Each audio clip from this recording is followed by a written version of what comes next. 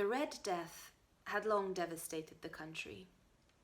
No pestilence had ever been so fatal or so hideous. Blood was its avatar and its seal, the redness and the horror of blood. There were sharp pains and sudden dizziness, and then profuse bleeding at the pores with dissolution. The scarlet stains upon the body, and especially upon the face of the victim, were the past ban which shut him out from the aid and from the sympathy of his fellow men. And the whole seizure, progress, and termination of the disease were the incidents of half an hour. But the Prince Prospero was happy and dauntless and sagacious. When his dominions were half depopulated, he summoned to his presence 1,000 hale and light-hearted friends from among the knights and dames of his court, and with these retired to the deep seclusion of one of his castellated abbeys. This was an extensive and magnificent structure, the creation of the prince's own eccentric yet august taste. A strong and lofty wall girdled it in. This wall had gates of iron. The courtiers, having entered, brought furnaces and massy hammers and wielded the bolts. They resolved to leave means neither of ingress nor egress to the sudden impulses of despair or of frenzy from within. The abbey was amply provisioned. With such precautions, the courtiers might bid defiance to contagion. The external world could take care of itself. In the meantime, it was folly to grieve or to think. The prince had provided all the appliances of pleasure. There were buffoons, there were improvisatori, there were ballet dancers, there were musicians, there was beauty, there was wine. All these in security were within. Without was the Red Death. It was towards the close of the 5th or 6th months of his seclusion, and while the pestilence raged most furiously abroad, that the Prince Prospero entertained his 1,000 friends at a masked ball of the most unusual magnificence. It was a voluptuous scene, that masquerade. But first, let me tell of the rooms in which it was held. These were 7, an imperial suite. In many palaces, however, such suites form a long and straight vista, while the folding doors slide back nearly to the walls on either hand, so that the view of the whole extent is scarcely impeded. Here the case was very different, as might have been expected from the Duke's love of the bizarre. The apartments were so irregularly disposed that the vision embraced but little more than one at a time. There was a sharp turn at every 20 or 30 yards, and at each turn a novel effect. To the right and left, in the middle of each wall, a tall and narrow Gothic window looked out upon a closed corridor which pursued the windings of the suite. These windows were of stained glass, whose colour varied in accordance with the prevailing hue of the decorations of the chamber into which it opened. That at the eastern extremity was hung, for example, in blue, and vividly blue were its windows. The second chamber was purple in its ornaments and tapestries, and here the panes were purple. The third was green throughout, and so were the casements. The fourth was furnished and lighted with orange, the fifth with white, the sixth with violet. The 7th apartment was closely shrouded in black velvet tapestries that hung all over the ceiling and down the walls, falling in heavy folds upon a carpet of the same material and hue. But in this chamber only, the colour of the windows failed to correspond with the decorations. The panes here were scarlet, a deep blood colour. Now in no one of the 7 apartments was there any lamp or candelabrum amid the profusion of golden ornaments that lay scattered to and fro or depended from the roof. There was no light of any kind emanating from lamp or candle within the suite of chambers. But in the corridors that followed the suite, there stood, opposite to each window, a heavy tripod bearing a brazier fire that projected its rays through the tinted glass and so glaringly illumined the room. And thus were produced a multitude of gaudy and fantastic appearances. But in the western or black chamber, the effect of the firelight that streamed upon the dark hangings through the blood-tinted panes was ghastly in the extreme, and produced so wild a look upon the countenances of those who entered, that there were few of the company bold enough to set foot within its precincts at all. It was in this apartment also that there stood against the western wall a gigantic clock of ebony. Its pendulum swung to and fro with a dull, heavy, monotonous clang, and when the minute hand made the circuit of the face, and the hour was to be stricken, there came from the brazen lungs of the clock a sound which was clear and loud and deep and exceedingly musical, but of so peculiar a note and emphasis that at each lapse of an hour the musicians of the orchestra were constrained to pause momentarily in their performance to hearken the sound. And thus the waltzes perforce ceased their evolutions, and there was a brief disconcert of the whole gay company, and while the chimes of the clock yet rang, it was observed that the giddiest grew pale, and the more aged and sedate passed their hands over their brows as if in confused reverie or meditation. But when the echoes had fully ceased, a light laughter at once pervaded the assembly.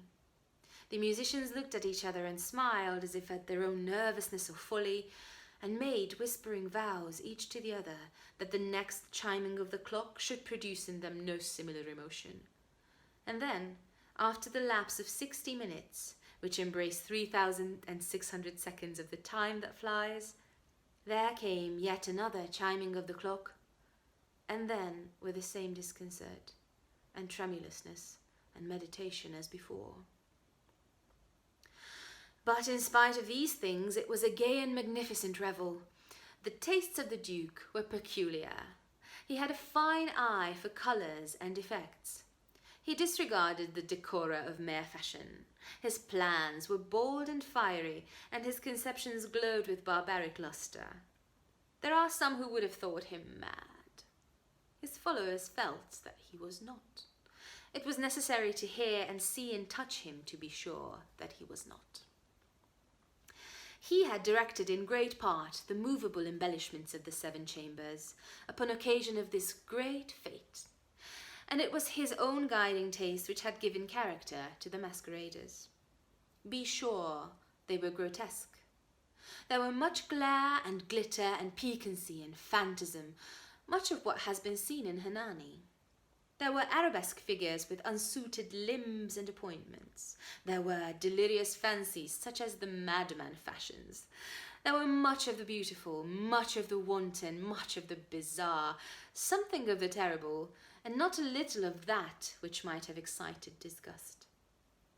To and fro, in the 7 chambers, there stalked, in fact, a multitude of dreams, and these, the dreams, writhed in and about, taking hue from the rooms, and causing the wild music of the orchestra to seem as the echo of their steps.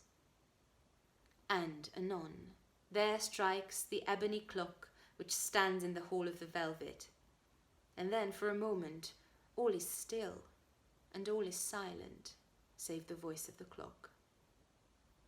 The dreams are so stiff frozen as they stand, but the echoes of the chime die away. They have endured but an instant, and a light, half-subdued laughter floats after them as they depart. And now again the music swells, and the dreams live and writhe to and fro more merrily than ever, taking hue from the many tinted windows through which streams the rays from the tripods. But to the chamber which lies most westwardly of the 7, there are now none of the maskers who venture, for the night is waning away, and there flows a ruddier light through the blood-coloured panes, and the blackness of the sable drapery appalls, and to him whose foot falls upon the sable carpet, there comes from the near clock of ebony a muffled peal, more solemnly emphatic than any which reaches their ears who indulged in the more remote gaieties of the other apartments. But these other apartments were densely crowded, and in them beat feverishly the heart of life, and the revel went whirlingly on, until at length there commenced the sounding of midnight upon the clock. and then the music ceased, as I have told, and in the evolutions of the waters were quieted, and there was an uneasy cessation of all things as before. But now there were 12 strokes to be sounded by the bell of the clock, and thus it happened, perhaps, that more of the thought crept, with more of time, into the meditations of the thoughtful among those who revelled. And thus, too, it happened, perhaps, that before the last echoes of the last chime had utterly sunk into silence, there were many individuals in the crowd who had found leisure to become aware of the presence of a masked figure, which had arrested the attention of no single individual before. And the rumour of his new presence having spread itself whisperingly around, there arose at length from the whole company a buzz or murmur, expressive of disapprobation and surprise, and then finally of terror, of horror, and of disgust. In an assembly of phantasms such as I have painted, it may well be supposed that no ordinary appearance could have excited such sensation. In truth, the masquerade license of the night was nearly unlimited, but the figure in question had out-Heroded Herod and gone beyond the bounds of even the prince's indefinite decorum. There are chords in the hearts of the most reckless which cannot be touched without emotion. Even with the utterly lost to whom life and death are equally jests, there are matters of which no jest can be made. The whole company, indeed, seemed now deeply to feel that in the costume and bearing of the stranger neither wit nor propriety existed. The figure was tall and gaunt, and shrouded from head to foot in the habiliments of the grave. The mask which concealed the visage was made so nearly to resemble the countenance of a stiffened corpse that the closest scrutiny might have had difficulty in detecting the cheat. And yet, all this might have been endured if not approved by the mad revellers around. But the mummer had gone so far as to assume the type of the Red Death. His vesture was dabbled in blood, and his broad brow, with all the features of the face, was besprinkled with the scarlet horror.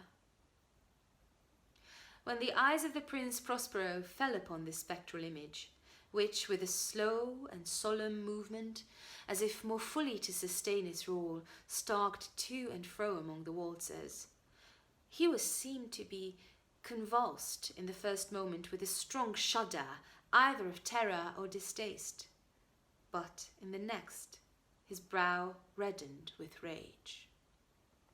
"Who dares," he demanded hoarsely of the courtiers who stood near him, "who dares insult us with this blasphemous mockery? Seize him and unmask him, that we may know whom we have to hang at sunrise from the battlements."